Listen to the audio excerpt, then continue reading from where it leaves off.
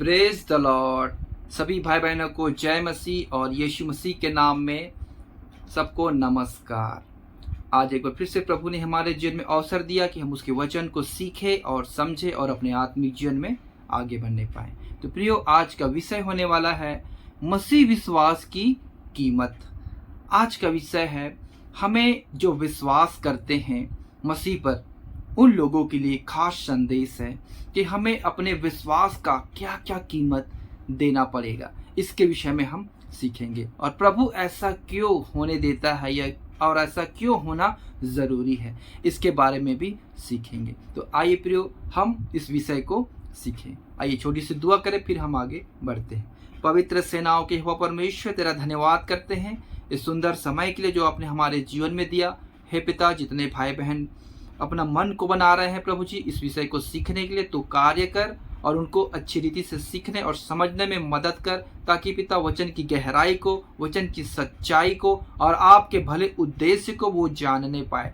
हे पिता, जब हम वचन को सीखते हैं, वचन को मनन करते हैं, तो आप पवित्र आत्मा में हमें अगुवाई करे, ताकि जो कुछ भी बोले पवित्र आत्मा ही बोले। इसमें हमारी समझ नहीं, हमारी बुद्धि नहीं, परंतु पवित्र आत्मा का वो समझ हम सब कोई समझने पाए। इस छोटी सी दुआ यीशु मसीह के पवित्र नाम से मांगते हैं, आमीन। विषय है मसीह विश्वास की कीमत। हालेलुया। तो मेरे प्रियो, प्रभु यीशु मसीह जल्द ही आने वाला है, ये सबको मालूम है। और इस संसार में होने वाले घटनाओं से आप जान सकते हैं कि कितनी सतावट, कितने कलेश हर एक जगह जो यीशु मसीह पर विश्वास करते हैं वो दे रहे हैं। हालेलुया। क्योंकि उनके जीवन में मेरे प्रियो बहुत से प्रकार के कलेश और विश्वास की परख हो रही है। तो हमें क्या क्या कीमत देना पड़ेगा, इसके विषय में हम सीखने वाले हैं। और प्रभु ऐसा क्यों होने देता है, इसके विषय में सीखने वाले हैं।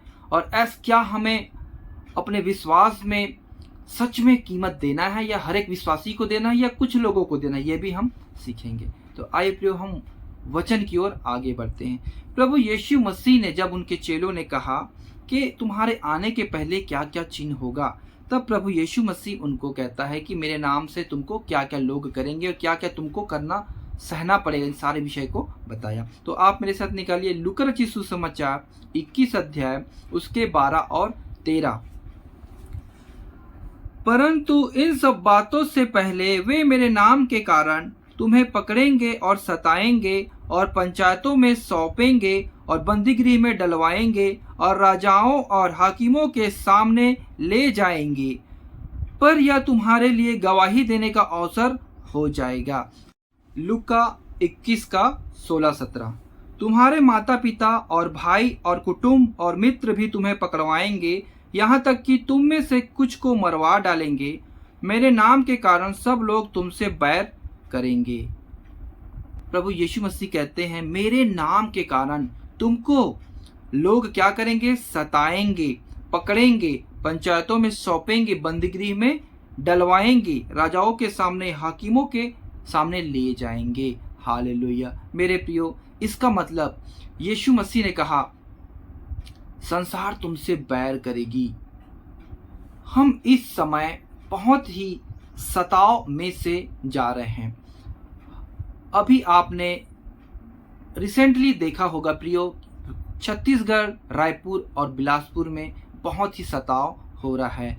कोई भी लोग कभी भी संडे को आराधना के समय में जो छोटे छोटे समूह में चल रहा है आराधना, वहाँ जाते हैं और वहाँ लोगों को कितना सता रहे हैं, कितना उनको दिक्कत दे रहे हैं, और पुलिस प्रशासन को लेकर वो खड़े हुए हैं और ये आरोप लगाते हैं कि ये धर्मांतरण करा रहे हैं। हालेलुया। मेरे प्रियो, इसके पीछे का कारण क्या है?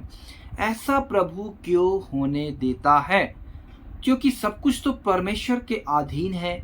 जितनी कानून व्यवस्था है, सब कुछ हम रोमियो के अध्याय 13 में पढ़ते हैं कि ये सब क्या है? परमेश्वर के अधीन है। हमको इसकी आज्ञा का पालन करना है। लेकिन प्रभु परमेश्वर अपने ही लोगों को ऐसा क्यों होने देता है? आइए हम वचन में देखते हैं।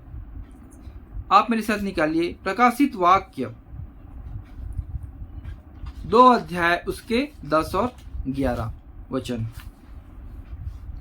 जो दुख तुझको झेलने होंगे उनसे मत डर, क्योंकि देखो शैतान तुम में से कुछ को जेल खाने में डालने पर है, ताकि तुम परखे जाओ, और तुम्हें 10 दिन तक कलेश उठाना होगा। प्राण देने तक विश्वासी रह, तो मैं तुझे जीवन का मुकुट दूंगा। जिसके कान हो वह सुन ले कि आत्मा कलीसियाओं से क्या कहता है। जो जय पाए उसको दूसरी मृत्यु से हानि ना पहुंचेगी। मेरे प्रियो, हमें प्राण देने तक विश्वास योग्य रहना है। मतलब प्रभु हमारी परीक्षा कर रहा है, हमारे विश्वास को देखेगा इन कारणों से।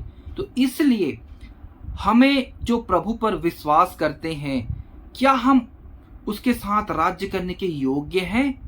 जैसे यीशु मसीह क्रूस की मृत्यु को सहा, सब कुछ को सहा, पिछले सदी में कितने की विश्वास का कीमत को दिया।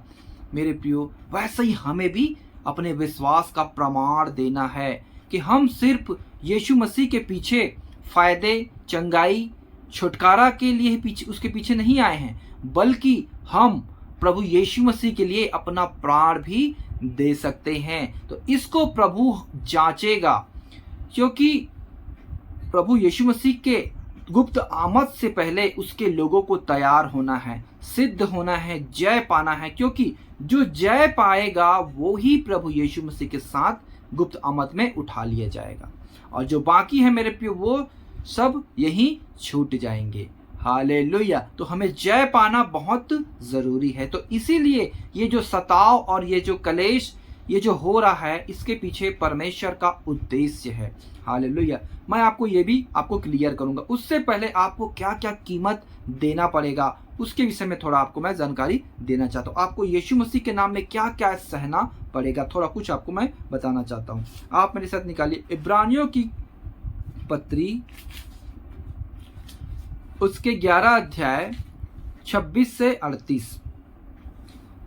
कई एक ठट्ठों में उड़ाए जाने और कोड़े खाने वरन बांधे जाने और कैद में पड़ने के द्वारा परखे गए, पथराव किए गए, आरे से चीरे गए, उनकी परीक्षा की गई, तलवार से मारे गए, वे कंगाली में और कलेश में और दुख भोगते हुए भेड़ों और बकरियों की खाले ओढ़े हुए इधर उधर मारे मारे फिरे, और जंगलों और पहाड़ों और गुफाओं में और पृथ्वी की दरारों में भटकते फिरे। संसार उनके योग्य न था। विश्वास की कीमत मेरे प्रियो यहाँ तक आपको देना पड़ेगा। पिछले सदी में लोगों को क्या करते थे, लोग जो यीशु मसीह का नाम लेते थे उनको पकड़ के कोड़े मारते थे, जेल खाने में डाल देते थे, तुम इनका नाम ना लेना। और मेरे प्रियो वो शहर में भी रह नहीं पाते थे, उनके घरों को लूट लिया जाता था, उनकी धन संपत्ति को लूट लिया जाता था, उनके पास कुछ कपड़े नहीं थे, वो बकरी भेड़ों के खाल को पहनते थे और कहीं भी रह नहीं पाते थे। चारों ओर उनको लोग तलाश करते थे और वो जंगलों में रहते थे, गुफाओं में रहते थे। इतना कीमत, उनको आरे से चीरा जाता था, उनको कितना मारा जाता था, कई तो मार खाते खाते मर जाते थे मेरे प्रियो। और लेकिन प्रभु यीशु मसीह को कभी भी इनकार नहीं करते थे, वो कहते यीशु मसीह को छोड़ दो। हालेलुया। और यहाँ आप देख रहे हैं मेरे प्रियो, यहाँ छत्तीसगढ़ में जो सताव हो रहा है, अभी अभी मेरे घर के जस्ट बाजू में एक हुआ घटना है। हमारे घर के जस्ट नीचे में एक विश्वासी बहन रहती है, और वो हमारे मोहल्ले में एक छोटा सा चर्च है, किसी के घर में चर्च के तौर पे लगाते हैं। तो वहाँ लोगों ने, संसारिक लोगों ने मिलकर आकर वहाँ उस चर्च को बंद करवा दिया कि ये ऐसा हो रहा है, ऐसे करके धर्मांतरण कर रहे हैं ऐसे करके मेरे प्रियो। और बाद में पता चला कि उसका जो बेटा है वो उसके खिलाफ है, जो विश्वासी बहन है उसका बेटा उसके खिलाफ है। वो लोगों से मिलकर, दूसरे दल के लोगों से मिलकर उस चर्च को बंद करवा दिया। हमने कल ही का बात है, कल संडे चर्च जाते समय हम उससे बात किया तो उसने बताया कि ऐसा ऐसा बात है। तो मेरे प्रियो, वो नफरत करता है कि मेरी मम्मी उस विश्वास में जाती है, इसलिए वचन में लिखा है तुम्हारे घर ही के लोग तुम्हें पकड़वाएंगे और तुम्हें महासभा में सौंपेंगे, ऐसा वचन में लिखा है। हालेलुया। तो मेरे प्रियो, हमें विश्वास का कीमत देना है, उसके बिना आप स्वर्ग में नहीं जा सकते। आइए हम वचन में आगे बढ़ते हैं। पहला पत्रस 4 अध्याय उसके 17 से 19।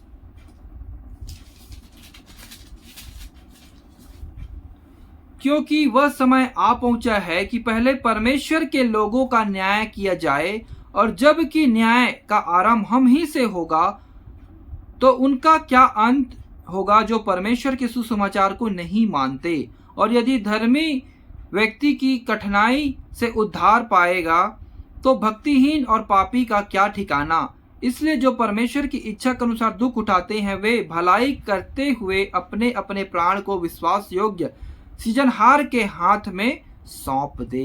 हालेलुया। ये ऐसा क्यों होने देता है मेरे प्रियो? यहाँ पे लिखा है न्याय घर से ही आरंभ होगा। मतलब आप कितने विश्वास में हैं, आपकी परख हो रही है कि आप सचमुच क्या प्रभु यीशु मसीह के पीछे निकल पड़े हैं। जैसे यीशु मसीह ने कहा, जो मेरा चेला होना चाहता है वो अपने आपे का इनकार करे और मेरे पीछे हो ले। जो मुझसे ज्यादा अपने घर के लोगों से प्रेम करता वो मेरे चेला नहीं हो सकता। तो इसमें यीशु मसीह परखेगा कि गेहूं को खत्ते में रखेगा और भूसी को उड़ाएगा। मतलब जो बीज हमारे अंदर है, उस एक बीज को हम खेत में डालते हैं तो कितनी आंधी तूफान, कितने मौसम का सामना करना पड़ता है। उस सब का सामना करने के बाद जो बीज उत्पन्न होता है, जो फल लाता है, वो ही काम का होता है। बाकी कितने बीज हैं मेरे प्रियो जो मर जाते हैं, पौधे गल जाते हैं, आंधी आता है, तूफान आता है, कलेश आता है, उसमें सब इधर उधर बिखर जाते हैं। हालेलुया। लेकिन जो बना रहता है वो ही फल देता है, वही अपने स्वामी को प्रसन्न करता है। वैसे ही आप विश्वास योग्य हैं तो आप प्रभु को प्रसन्न कर रहे हैं। तो प्रभु इसलिए ये सारी बातों को होने देता है। इसलिए न्याय घर से ही आरंभ होगा। मतलब यीशु मसीह का आना बहुत निकट है, बहुत नजदीक है। इसलिए प्रभु इस सताव और कलेश को होने दे रहा है। हालेलुया। पहला पतरस 1 अध्याय उसके 7 वचन। और यह इसलिए है कि तुम्हारा परखा हुआ विश्वास, जो आग से ताए हुए नाशवान सोने से भी कहीं अधिक बहुमूल्य है, यीशु मसीह के प्रकट होने पर प्रशंसा और महिमा और आदर का कारण ठहरे। ये इसलिए प्रियो हमारा विश्वास परखा जा रहा है। आप पतरस की पत्री में पढ़ सकते हैं कि अंत के समय में जो विश्वासियों का हाल होगा, इसके विषय में लिखा हुआ ये जो पत्री है कि कितना कलेश और कितना तंगी में से लोग जाएंगे। पैसों के लिए, भूखमरी के लिए लोग कितना उनको सताएंगे, दबाएंगे कि यीशु को तुम मानते हो। हालेलुया। वो बुरी बुरी बातों में लांछन लगाकर लोगों को विश्वास से भटकाने की कोशिश करेंगे। लेकिन जो अंत तक धीरज धरे रहेगा, विश्वास में बना रहेगा, उसी का उद्धार होगा। क्योंकि हमने शुरू में पढ़ा प्रकाशित वाक्य में, प्राण देने तक विश्वास योग्य रहा तो मैं तुम्हें जीवन का मुकुट दूंगा और उसको दूसरा मृत्यु से हानि नहीं होगा। मतलब मेरे प्रियो, आपका न्याय नहीं किया जाएगा, आप यीशु मसीह के साथ राज्य करेंगे। हालेलुया। क्योंकि ऐसा हर एक मनुष्य के जीवन में परख आएगी, इससे कोई छूट नहीं सकता। चाहे आप अभी विश्वास में आए हो या पुराने विश्वासी क्यों ना हो, यीशु मसीह के आने से पहले हर एक का विश्वास को परखा जाएगा। जो विश्वास में दृढ़ होगा, विश्वास योग्य होगा, उसी को प्रभु अपने साथ लेकर जाएगा। हालेलुया। आइए एक वचन पढ़ते हैं प्रियो, उसके बाद हम प्रार्थना करेंगे। भजन संहिता 101 अध्याय उसके 6 वचन। मेरी आंखें देश के विश्वास योग्य लोगों पर लगी रहेगी कि वे मेरे संग रहे। जो खरे मार्ग पर चलता है वही मेरा टहलुआ होगा। हालेलुया।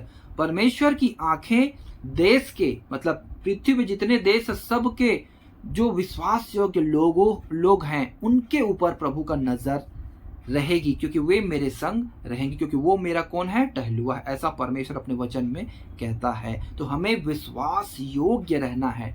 हम अगर विश्वास योग्य हैं तब हम प्रभु के साथ जाएंगे, क्योंकि प्रभु का वचन में क्या लिखा है? विश्वास के बिना परमेश्वर को प्रसन्न करना अनहोना है। क्योंकि हम विश्वास ही से प्रभु को प्रसन्न करते हैं, विश्वास ही के द्वारा मेरे प्रियो हम उसके साथ राज्य करेंगे। क्योंकि अब्राहम ने विश्वास किया और अपने बेटे को छुरी से मारा, क्योंकि उसकी परीक्षा की गई। हालेलुया। बहुत सारे विश्वास हैं मेरे प्रियो। नूह ने विश्वास किया, जहाज को बनाया। हालेलुया। राहाब वेश्या ने विश्वास किया परमेश्वर पर और उसने उसका सब भेद को बता दिया और बाकी लोगों को अपने घर में रखा था। तो इब्रानियों की पत्री 11 उसके 13 में लिखा है, ये सब विश्वास ही दशा में मरे और इन्होंने प्रतिज्ञा की हुई वस्तुएं नहीं पाई, पर उन्हें दूर से देखकर आनंदित और मगन हुए और मान लिया कि हम पृथ्वी पर परदेशी और बाहरी हैं। हालेलुया।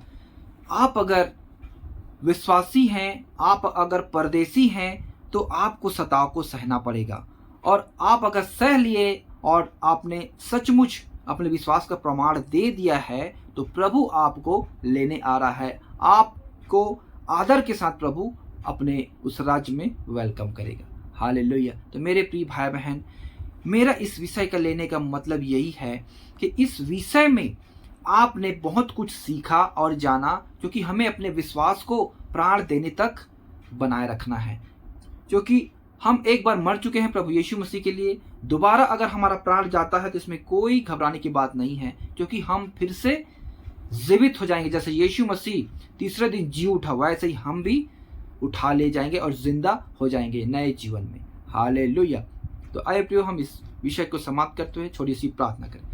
पवित्र सेनाओं के यहोवा परमेश्वर, तेरा धन्यवाद करते हैं। सुंदर विषय को आपने हमें सिखाया कि हमें कैसे कीमत देना है प्रभु जी अपने विश्वास का। इसको आपने खोल कर सिखाया। प्रभु तेरा धन्यवाद करते हैं। इस वचन के द्वारा हम हर एक भाई बहन की तू सहायता और मदद कर, ताकि वे अपने विश्वास में खड़े रहें और पिता आपके नाम को कभी वो भूलने ना पाए। क्योंकि यीशु मसीह जब पृथ्वी पे आएगा तो विश्वास पाएगा कि नहीं, ऐसा वचन में लिखा है। तो हम हर एक विश्वास योग्य बने रहें, ताकि प्रभु यीशु मसीह जब आए तो वो हमें उसके सामने हम आदर के साथ खड़े होने पाए, उसका सामना हम करने पाए, हम उसके सामने अपने सर उठा के खड़े होने पाए। सहायता और मदद कर। सारी महिमा आपको देते हैं, दुआ यीशु मसीह के पवित्र नाम से मांग, आमीन।